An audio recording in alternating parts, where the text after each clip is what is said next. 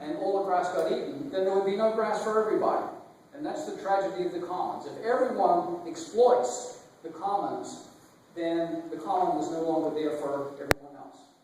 And this is what we're doing to the atmosphere. The atmosphere, as I mentioned in my second slide, is a global commons, and we're dumping all kinds of stuff into it, and it has consequences.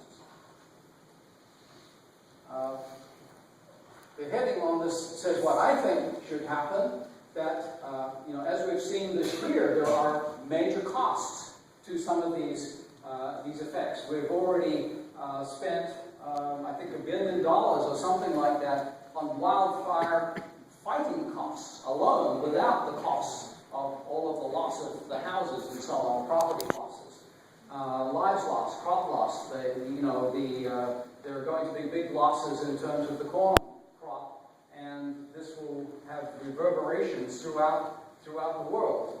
In 2010, the loss of the Russian wheat crop actually led in part to the Arab Spring because of the high cost of grain and bread, and caused a lot of the disturbances that led to some of the rioting that occurred in the Arab countries.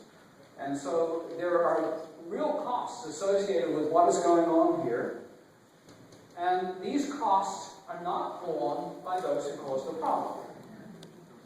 This is the key part of the issue, and this is why people have argued that there needs to be some kind of a price on carbon. And whether you do that as a carbon tax, or whether you do that as a cap-and-trade system, which was being talked about in the Congress up till a couple of years ago, before